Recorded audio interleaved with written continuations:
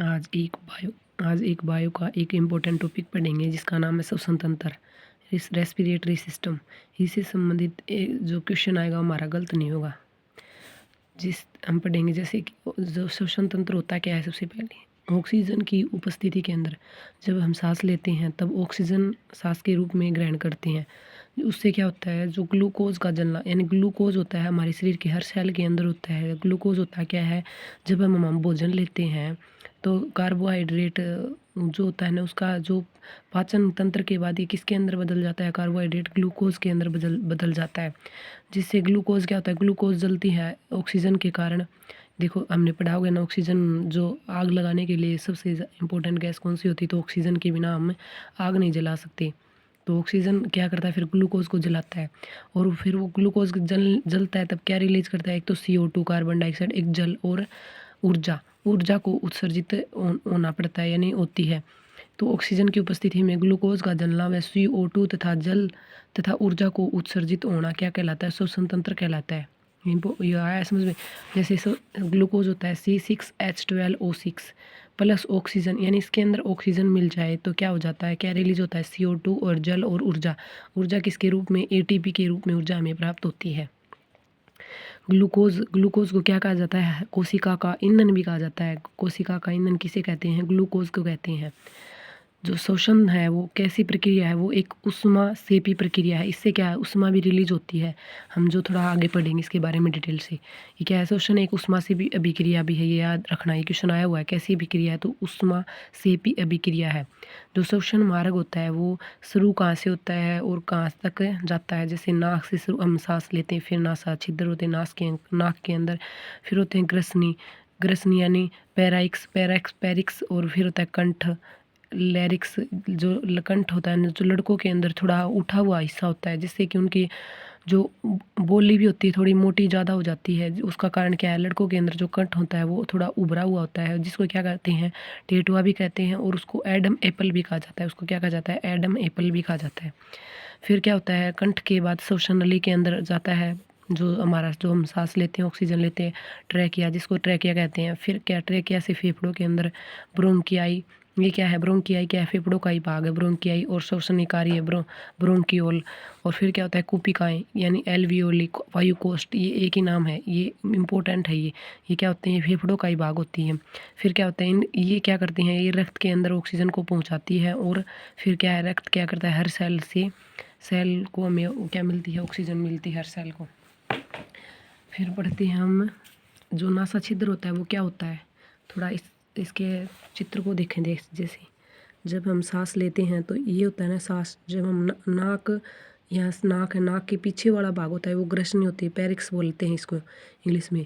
फिर इसके नीचे क्या होता है, ये एपिग्लोटिस होता है। एपिग्लोटिस क्या करता है, ये जहाँ पर भोजन और सांस नली मिलती है उनको क्या करता है, ये जब हम भोजन खा रहे होते हैं ना, जब तो ये सांस नली को ढक लेता है, जिससे कि जो भोजन है वो सांस नली के अंदर न जाए।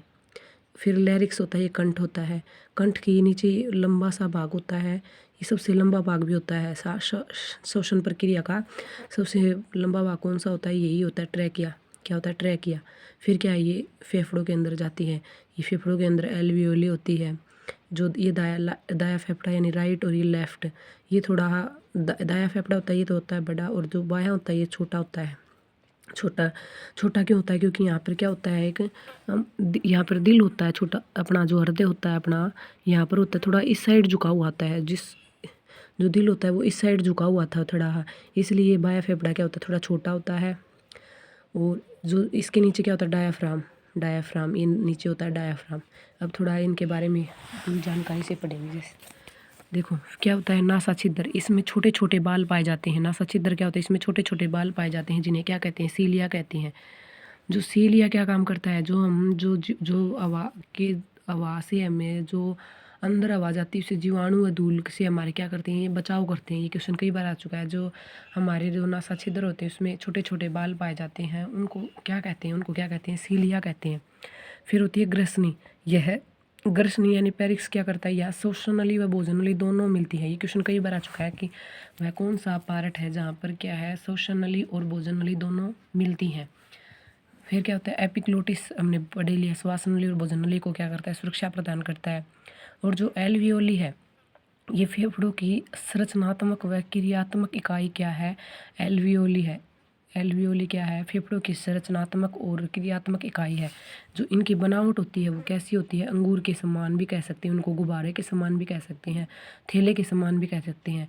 अगर इनको जो ये इनको खोल दिया जाए तो ये कैसे दिखाई देंगी, टेनिस के जो कोर्ट होता है, टेनिस खेल होता है उसके जैसी दिखाई देंगी, इसलिए इनको क्या कहा जाता है, टेनिस कोर्ट भी कहा जाता है। इनकी संख्या कितनी होती है ये भी पूछा गया है, 300 से 400 मिलियन इनकी संख्या होती है। करोड़ के अंदर बात करें तो 30 करोड़ से ऊपर ऊपर होती है। जब ये एल्वियोली हैं, काम क्या करती हैं ये क्या करती हैं, ऑक्सीजन को लेकर कार्बन डाइऑक्साइड को रिलीज करती हैं। वो प्रक्रिया कौन सी, विसरण। विसरण प्रक्रिया से क्या है, गैसों का आदान प्रदान करते हैं। विसरण यानी डिफ्यूजन। डिफ्यूजन यानी जब मोमबत्ती जलाते हैं, प्रकाश वो डिफ्यूजन के अंतर्गत ही वो फैलता है। और जब हम सेंट लगाते हैं तो भी वो उनके जो शोर में आती है, हमको जो खुशबू आती है, अपनी भाषा में बात करें तो वो क्या डिफ्यूजन के प्रक्रिया के अनुसार ही आती है। ट्रैकिया क्या होता है, ट्रैकिया के बारे में बात करते हैं, यानी श्वास नली। श्वसन नली का सबसे बड़ा भाग यही होता है। श्वसन तंत्र का सबसे बड़ा भाग कौन सा होता है, ट्रैकिया। यह उपास्थित यानी कार्टिलेज के छल्ले पाए जाते हैं। ये किस आकृति के बने हुए होते हैं, सी आकृति के बने हुए होते हैं। कार्टिलेज होता क्या है, कार्टिलेज होता है जो हड्डी होती है अपनी। एक होता है कान। कान जो होता है थोड़ा सॉफ्ट होता है, ज़्यादा हड्डी की तरह कठोर भी नहीं होता और सॉफ्ट भी नहीं होता। और जैसे गाल होती है वो थोड़ी ज़्यादा सॉफ्ट होती हैं अपने।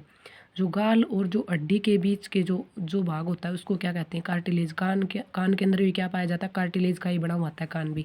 तो जो ट्रैकिया, वो ट्रैकिया के अंदर जो छल्ले पाए जाते हैं वो कार्टिलेज के बने होते हैं। वो छल्ले काम क्या करते हैं, ये छल्ले क्या करते हैं, जो ट्रैकिया को सीधा सीधा रखते हैं, जिससे कि सांस अंदर आने जाने में उस सांस को कोई दिक्कत न हो। तो ये आगे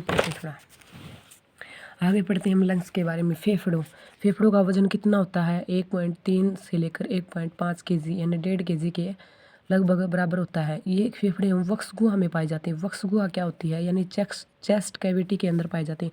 जैसे ये फेफड़े हैं, ये दोनों फेफड़े, इनके ऊपर जो पसलियाँ होती है, ये पसलियाँ होती हैं जो इनको क्या बोला जाता है, ये 23 जोड़े होते हैं, इनको क्या बोला जाता है, वैक्स गुहा बोला जाता है। ये जो अपने लंग्स होते हैं इनको क्या करते हैं, सुरक्षा प्रदान करती हैं। तो ये वक्ष गुहा के अंदर पाए जाते हैं। इसके अध्ययन को क्या कहते हैं, पुल्मोनोलॉजी इसके अध्ययन को कहते हैं, फेफड़ों के अध्ययन को। फेफड़ों के बाहर एक झिल्ली पाई जाती है जिसको क्या कहते हैं, प्लूरा झिल्ली कहते हैं। और जो इनका जो नेचुरल फेफड़ों का रंग होता है वो कैसा होता है, गुलाबी होता है। और जो दाया फेफड़ा होता है ना अपना, जो 2 से 3 सेंटीमीटर बड़ा भी होता है, दाया फेफड़ा होता है वो 2 से 3 सेंटीमीटर बड़ा होता है। और जो फेफड़े से संबंधित जो हमारे रोग हो जाते हैं उनको क्या बोलते हैं, देखो काला फेफड़ा रोग। एक तो काले हो जाते हैं मेरे फेफड़े, वो कारण क्या है उनका, कोयला कर्मचारियों के ज़्यादा काला हो जाते हैं, क्योंकि वो काले धूल के कण होते हैं ना। कोयला, जब कर्मचारी कोयला फैक्ट्री में काम करते हैं तो धीरे धीरे हमारे फेफड़ों के अंदर जम जाते हैं, जिससे कि काला फेफड़ा रोग हो जाता है। सफ़ेद फेफड़ा रोग किससे होता है, कपास कर्मचारियों को ज़्यादा होता है, क्योंकि जब कपास के अंदर जो सफ़ेद जो रुई होती है ना, उसके जो पार्टिकल होते हैं वो क्या जम जाते हैं फेफड़ों के अंदर, उससे क्या होता है, सफ़ेद फेफड़ा रोग हो जाता है। जो फेफड़े होते हैं हमारे स्पंज के जैसे होते हैं, स्पंज जैसे यानी जब बर्तन होते हैं ना, वो उसको पानी के अंदर कोई गिर देते हैं तो वो पानी को चूस लेता है। तो उसी प्रकार हमारे फेफड़े होते हैं, वो पानी को अब्जॉर्ब करने वाले होते हैं। ये एकमात्र अंग ऐसा है जो फेफड़ा के पानी के ऊपर तैर सकता है, ये फेफड़ा हमारा शरीर का, ये भी इम्पोर्टेंट फैक्ट है। जो स्पंज के जैसे ये होते हैं। और जो ये देखो, ये राइट फेफड़ा और ये लेफ्ट होता है, ये होता है दिल, ये हृदय होता है, ये थोड़ा इस साइड झुका हुआ आता है। तो ये इसको क्या बोला जाता है, हृदय खाच बोला जाता है। यानी कि जो कार्डिक नोच है वो हमारे कौन से फेफड़े के अंदर पाई जाती है, लेफ्ट फेफड़े के अंदर पाई जाती है। यानी कि बाएं फेफड़े के अंदर क्या पाई जाती है, कार्डिक नोच पाई जाती है। ये इंपॉर्टेंट है, याद रखना, आ चुका है, सारे इंपॉर्टेंट फैक्ट है सारे। फिर कार्य है रक्त, इस जो फेफड़ों का कार्य क्या है, रक्त में ऑक्सीजन को मिलाकर, खून के अंदर क्या मिला देते हैं, ऑक्सीजन, और CO2 को क्या करते हैं, बाहर निकाल कर रक्त का शुद्धिकरण करते हैं। सिंपल आ जाए ना, तो रक्त का शुद्धिकरण कौन करते हैं, तो किडनी आएगा, यानी वर्क आएगा। अगर ऐसे घुमा के पूछे कि रक्त में ऑक्सीजन मिला करके और CO2 को बाहर निकाल करके रक्त का शुद्धिकरण करते हैं, उन्हें क्या कहते हैं, कौन सा पार्ट करता है, तो क्या आएगा, उसका उत्तर आएगा फेफड़े यानी लंग्स। जब ये कोशिकीय जो शोषण होता है ये दो प्रकार का होता है। एक तो होता है वायुवीय शोषण होता है जिसको एरोबिक रेस्पिरेशन बोलते हैं, इसको एन ऑक्सीजन शोषण भी बोलते हैं। एन ऑक्सीजन यानी कि इसके अंदर ऑक्सीजन, एन ऑक्सीजन नहीं वायु है, सॉरी, इसको बोलते हैं ऑक्सी ऑक्सी ऑक्सी शोषण, ऑक्सी एनऑक्सी नहीं आएगा। इसमें ऑक्सीजन की ज़रूरत होती है। वायुवीय शोषण क्या होता है, इसमें ऑक्सीजन की क्या होती है, आवश्यकता होती है। O2 यानी ऑक्सीजन की आवश्यकता पड़ती है। जिस तरह के हम करते हैं वायु शोषण करते हैं, हमें ऑक्सीजन की आवश्यकता है ना। फिर इसको क्रेब्स चक्कर भी कहते हैं। इसको क्रेब्स चक्कर क्यों कहते हैं, क्योंकि जो इसकी खोज है ना, वायुवीय शोषण की खोज किसने की थी, क्रेब्स वैज्ञानिक नाम एक वैज्ञानिक था, उसने इसकी खोज की थी। क्रेब्स वैज्ञानिक ने इसकी खोज की थी। इसको इसके सीट्रिक अम्ल चक्र भी कहते हैं। सीट्रिक अम्ल का भी निर्माण होता है। खोज किसने की थी, हैंस क्रैब ने इसकी खोज की थी, इसलिए क्रेब्स चक्र भी कहते हैं। यह कोशिका के सूत्रकणिका यानी माइटोकॉन्ड्रिया, माइटोकॉन्ड्रिया को हिंदी के अंदर सूत्रकणिका कहते हैं। तो यह कोशिका के किसके भाग में होती है, इंपॉर्टेंट है, ये कई बार आ चुका है। ये किस भाग में होती है, कोशिका के सूत्रकणिका में होती है। इसमें के अंदर क्या है, 36 से 38 ATP बनते हैं। अंतिम उत्पाद क्या होता है, बाई प्रोडक्ट यानी लास्ट के अंदर क्या रिलीज करते हैं, CO2, जल और ऊर्जा हम रिलीज करते हैं, जो मनुष्य के अंदर भी। इनके उदाहरण जैसे अमीबा है, उसके अंदर क्या वायुवीय शोषण होता है। पौधों के अंदर भी क्या होता है, वायुवीय शोषण होता है। और जो जंतु हैं यानी मनुष्य के अंदर जो क्या होता है, वायुवीय शोषण होता है। फिर होता है एक होता है अवायुवीय शोषण। वो क्या होता है, उसमें ऑक्सीजन की ज़रूरत नहीं होती अवायुवीय में। इसको क्या कहते हैं, EMP पाथवे भी कहते हैं। EMP पाथवे इनको क्या क्यों कहा जाता है, क्योंकि इनकी जो खोज है ना, एमेंडसन, मेयरहोफ और पार्सन तीनों वैज्ञानिकों ने मिलकर की थी अवायुवीय शोषण के बारे में जांच, इसलिए उसको EMP पाथवे कहते हैं। इसके अंदर क्या होती है, ग्लाइकोलिसिस वो होती है, प्रक्रिया होती है। ये होती तो दोनों के अंदर है, लेकिन ज़्यादातर क्वेश्चन पेपरों में आया तो इसको ग्लाइकोलिसिस, इसको अवायुवीय शोषण के अंदर ही माना गया है, ग्लाइकोलिसिस। यह कोशिका के किसके अंदर होती है, कोशिका द्रव्य के अंदर होती है। साइटोप्लाज्म के अंदर क्या होती है प्रक्रिया, ये भी इंपॉर्टेंट है, ये भी इंपॉर्टेंट है, दोनों ऊपर वाला। ये तो वायुवीय वाली होती है, कोशिका के माइटोकॉन्ड्रिया में होती है। और ये कहाँ होती है, ये कोशिका के कोशिका द्रव्य में होती है। ये ओनली 2 ATP का निर्माण करती हैं। ATP क्या होता है, ऊर्जा की इकाई होती है। एडिनोसिन ट्राइफॉस्फेट क्या इसकी फुल फॉर्म होती है। जो अवायुवीय शोषण के दौरान अंतिम उत्पाद कौन सा निकाला जाता है, इंपॉर्टेंट है, इथेनॉल। क्या होता है, इथेनॉल और लैक्टिक अम्ल। पाइरूबिक अम्ल होता है। सबसे पहले तो पाइरूबिक अम्ल होता है। पाइरूबिक अम्ल से क्या बनता है, लैक्टिक अम्ल और इथेनॉल बनता है। उदाहरण के तौर पर अवायुवीय शोषण कौन कौन से करते हैं, जैसे यीस्ट, इसको हिंदी के अंदर खमीर बोलते हैं। खमीर, ये क्या बोलते हैं इसको, खमीर भी बोलते हैं इसको, इम्पोर्टेंट है। जैसे जीवाणु हो गए, ये क्या करते हैं, अवायुवीय शोषण करते हैं। साइनो जीवाणु यानी नीलहरित शैवाल भी क्या करती है, अवायुवीय शोषण करती है।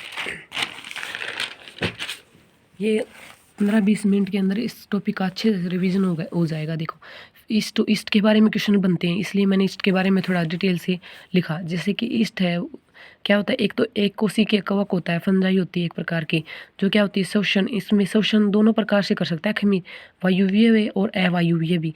लेकिन फिर देखो, जब वायुवीय शोषण करे तो अंतिम उत्पाद कौन से छोड़ेगा, जैसे CO2 और ऊर्जा। और जो अवायुवीय शोषण करेगा यानी ऑक्सीजन की बिना ऑक्सीजन वो करेगा, सांस लेगा, तो क्या छोड़ेगा लास्ट में, इथेनॉल छोड़ेगा। इम्पोर्टेंट है, सीधा क्वेश्चन पूछ ले। खमीर है वो अंतिम उत्पाद क्या है, खमीर का शोषण प्रक्रिया के दौरान अंतिम उत्पाद कौन सा है, तो तीनों मिला देंगे हम, CO2 प्लस ऊर्जा प्लस एथेनॉल। और अगर वायुवीय दे दे तो CO2 प्लस ऊर्जा, और अवायुवीय बिना ऑक्सीजन के दे दे तो इथेनॉल। ये इंपॉर्टेंट टॉपिक है। जो क्या है खमीर है ना, ये इसका प्रयोग किस किस के अंदर होता है, किण्वन की क्रिया होती है, फर्मेंटेशन की प्रक्रिया होती है, इसके अंदर इसका प्रयोग किया जाता है। बेकरी के सामान में जैसे बिस्कुट, ब्रेड, ये सब कुछ बनाने के अंदर बेकरी के सामान में किसका प्रयोग किया जाता है, खमीर का। शराब बनाने में, ब्रेड बनाने में, जलेबी बनाने में क्या खमीर का प्रयोग किया जाता है। जो खमीर होता है ना, जो शराब और जो ब्रेड के जो बनाई जाती है, उसमें उस जो खमीर की प्रजाति कौन सी होती है, क्वेश्चन भी आ चुका है। तो इसकी प्रजाति होती है सैकेरामाइसोटिस सारवेशी। ये सारवेशी से काम चल जाएगा, थोड़ा ये पढ़ लेना। तो ये कौन सी प्रजाति होती है, क्वेश्चन पूछा गया इसलिए मैंने लिखा है। फिर होता है खमीर। खमीर के अंदर एक एंजाइम, 2 एंजाइम होते हैं, कौन कौन से, एक तो होता है जाइमेज एंजाइम और एक होता है इन्वेंटेज एंजाइम। जो जाइमेज एंजाइम होता है वो शराब के बनाने में क्या है, मुख्य भूमिका निभाता है। जैसे ग्लूकोज है, उसके अंदर यीस्ट यानी जाइमेज मिला दिया, एंजाइम मिला दिया, तो इससे क्या होगा, इथेनॉल यानी ये क्या है, शराब प्राप्त होगी, इससे शराब बन जाएगी इथेनॉल से। फिर होता है, देखो मानव के बारे में पढ़ते हैं थोड़ी ही। रेखीय पेशी होती है एक होती है आरबीसी होती है, एक होती है जिसके अंदर रेखाएं होती हैं, वो क्या होती है, रेखीय पेशी होती है। आरबीसी आइज सेल यानी जो हमारी आंखों की सेल है के अंदर क्या होता है, अवायवीय शोषण होता है, ये याद रखना है, इंपॉर्टेंट है। जो पूछ लेगा कि जो अवायवीय शोषण है वो मनुष्य के में कहाँ कहाँ होता है, एक तो रेखीय पेशी के दो में होता है, एक आरबीसी में होता है और एक आइज सेल के अंदर होता है। अंतिम उत्पाद क्या निकालते हैं जब इनके अंदर जो होता है अवायवीय शोषण, तो कौन सा आएगा, लैक्टिक अम्ल। कौन सा, लैक्टिक अम्ल। जिस लैक्टिक अम्ल के कारण क्या होता है, मांसपेशियों में दर्द होता है। जब हम लैक्टिक अम्ल जो रिलीज होता है उससे क्या होता है, मांसपेशियों के अंदर दर्द पैदा होता है। फिर क्या होता है, जब हम पढ़ेंगे कि कौन सा जीव किससे सांस लेता है, सबसे पहले पढ़ेंगे जलीय जीव। जो जलीय जीव होते हैं वो गलफड़ों से सांस लेते हैं, सारे के सारे, सारे नहीं लेकिन अपवाद है। जो ज़्यादातर जो जलीय जीव हैं वो गलफड़ों से सांस लेते हैं, जैसे मछली हो गई, जलीय कीट हो गया, ऑक्टोपस हो गया। लेकिन अपवाद क्या होगा, जलीय जीवों में व्हेल जो मछली होती है और एक जो डॉल्फिन होती है वो क्या किससे सांस लेती है, फेफड़ों से सांस लेती है। जो व्हेल और डॉल्फिन मछली होती है वो ये 3-4 घंटे के बाद ऊपर आती है, वो ऑक्सीजन को अब लेके और वापस पानी के अंदर चली जाती है, वो इसी कारण आती है और वो फेफड़ों से सांस लेती है। फिर पढ़ते हैं मेंढक किससे सांस लेता है, मेंढक जल के ऊपर भी रह सकता है और ज़मीन के अंदर भी। जब जल के अंदर रहता है तो क्या होगा, त्वचा से सांस लेगा, और जो ज़मीन के अंदर ऊपर आ जाता है तो फेफड़ों से सांस लेगा। ये इंपॉर्टेंट याद रखना है। जब मेंढक होता है, मेंढक का जो छोटा बच्चा होता है उसको टेडपोल बोलते हैं, टेडपोल यानी मेंढक का लार्वा, वो किससे सांस लेगा, गलफड़ों से सांस लेगा। ये तीनों इंपॉर्टेंट, देखो अलग अलग लेता है। जब छोटा होता है तो गलफड़ों से सांस लेता है, फिर ज़मीन पर आ जाता है तो गलफड़ों से सांस लेता है, ज़मीन पर आ जाता है तो फेफड़ों से, और जल में त्वचा से। जब सरीसृप यानी रेप्टाइल होते हैं वो किससे सांस लेते हैं, फेफड़ों से। सभी के सभी रेप्टाइल्स होते हैं वो किससे सांस लेते हैं, फेफड़ों से सांस लेते हैं। सांप, कछुआ, छिपकली, मगरमच्छ सारे किससे सांस लेते हैं, फेफड़ों से। फिर पढ़ते हैं पौधे, जो पौधे होते हैं वो किससे, रंध्रों से। स्टोमेटा होते हैं पौधों के अंदर, उससे सांस लेते हैं। कीट होते हैं, कीट यानी कोकरोच किससे सांस लेता है, ट्रैकिया से, श्वसन नली से, पूछा गया है। कीटों के अंदर जैसे टिड्डी होती है, टिड्डी यानी एक पर देखो अनाज के अंदर इसने कुछ बहुत नुकसान पहुंचाया था, ये पूछ भी सकता है। टिड्डी और तिलचट्टे, तो ये भी किससे सांस लेते हैं, ट्रैकिया से, श्वसन नली से ये सांस लेते हैं। अन्य जैसे श्वसन रंध्र, और जो एक आध जो और कीट बच गए वो किससे सांस लेते हैं, श्वसन रंध्रों से सांस लेते हैं। जो मकड़ी और जो बिच्छू होते हैं, इंपॉर्टेंट है, ये किताबी फेफड़े होते हैं इनके अंदर, उनसे सांस लेते हैं। फिर होता है केचुआ, जो कि किसान का मित्र बोला जाता है केचुआ को। केचुआ किससे सांस लेता है, त्वचा से सांस लेता है केचुआ, किससे, त्वचा से सांस लेता है। के अमीबा होता है, अमीबा के अंदर कोशिका झिल्ली होती है, और जो विसरण के ये क्या करती है अपना, अब सांस लेते हैं अमीबा। पक्षी किससे सांस लेते हैं, फेफड़ों से। सपंज यानी जो सपंज होता है, सपंज एक पौधा होता है, पोरीफेरा का होता है शायद, पोरीफेरा के अंदर आता है जी। उसके किससे भाग, इसके अंदर ओस्टिया पाई जाती है, छोटे छोटे छिद्र पाए जाते हैं, ये प्रश्न भी पूछा हुआ है। इसको इंग्लिश में बोलते हैं ओस्टिया, यानी छिद्र से अपना क्या है, श्वसन प्रक्रिया को पूरा करता है। एक होता है कि जब हम सांस लेते हैं तो कितनी वायु अंदर को ग्रहण करते हैं और कितनी बाहर छोड़ते हैं। तो देखो इंपॉर्टेंट, 78% तो हम नाइट्रोजन लेते हैं, 21% हम ऑक्सीजन लेते हैं और 0.03% कार्बन डाइऑक्साइड, सभी को पता है। जब लेकिन हम रिलीज वापस इसको छोड़ते हैं तो कितनी, नाइट्रोजन तो वैसी की वैसी बाहर आ जाती है 78%। जो ऑक्सीजन होती है वो 17% आती है, इंपॉर्टेंट है। 17% क्यों आती है, क्योंकि 4% जो होती है ना वो हमारे शरीर के अंदर अवशोषित कर लेते हैं, और जो ये थोड़ी जाती है लेकिन बाहर कितनी आती है, ज़्यादा आती है, 4% बाहर आती है, 4 से भी ज़्यादा आती है, 4.4% बाहर आती है। और ये हम कम लेते हैं तो बाहर कितनी आती है, 4%। इंपॉर्टेंट, ये दोनों फैक्ट याद रखना। सांस जब हम लेते हैं, सांस के द्वारा लगभग 400 मिलीलीटर पानी वो प्रतिदिन हमारे शरीर से बाहर निकलता है।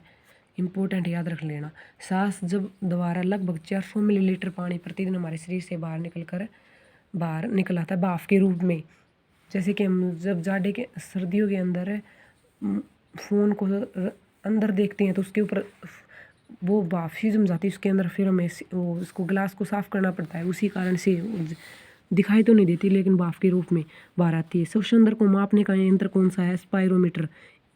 स्पायरोमीटर क्या है? श्वसन तंत्र को मापने का दर को मापने का यंत्र है। नवजात बच्चा जब सांस लेता है उसकी मात्रा प्रति मिनट ज़्यादा होती है, 30 से 60 बार 60 प्रति मिनट में लेता है।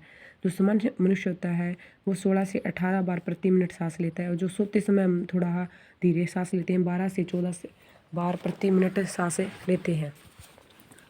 देखो फिर आगे पढ़ते हैं। यदि जब फेफड़े है ना 70 से 80% काम करना बंद कर दें तो वेंटिलेटर नामक तकनीक का प्रयोग किया जाता है, जिससे क्या है कृत्रिम फेफड़ा होता है, यानी कि कृत्रिम फेफड़ा चढ़ा दिया जाता है डॉक्टरों के द्वारा। एक क्वेश्चन ये आपको बताना है, संसार की सबसे बड़ी मछली कौन सी होती है? कमेंट में इसका जवाब बताना है। संसार की सबसे बड़ी मछली कौन सी होती है? इम्पोर्टेंट, इससे संबंधित हम इम्पोर्टेंट थोड़े फैक्ट पढ़ेंगे। जैसे क्या है, फेफड़े मानव शरीर की एकमात्र ऐसे फेफड़े क्या है? मानव शरीर के एकमात्र ऐसे अंग जो पानी पर तैर सकते हैं। ये लिख लेना, इम्पोर्टेंट है। एकमात्र मांसपेशी, पेपर से पहले जरूर दुहरा के जाना जिससे कि एक भी नंबर ना कटे। एकमात्र मांसपेशी क्या होती है? जो एकमात्र ऐसी मांसपेशी जो सिकुड़कर और फैलकर हमारे सांस लेने के अंदर मदद करती है, वो कौन सी मांसपेशी होती है? डायाफ्राम। उसको क्या कहते हैं? डायाफ्राम। डायाफ्राम जो ऐसी मांसपेशी एकमात्र जो सिकुड़कर और फैलकर हमारे सांस लेने के अंदर क्या करती है? मदद करती है। जब हमें हिचकी आती है, वो हिचकी आने का कारण क्या है? तो हिचकी होती है जो डायाफ्राम होता है ना, उसके अंदर ऐंठन आ जाती है जिसके कारण हमें हिचकी आती है। एक होता है उबासी। उबासी कब आती है? जब हमारे से मस्तिष्क के अंदर ज़्यादा ऑक्सीजन की ज़रूरत होती है, जब थकान हो जाती है, ऑक्सीजन कमी पड़ जाती है, इसलिए जब हमें क्या आ जाती है? उबासी आती है। अगला फैक्ट पढ़ते हैं।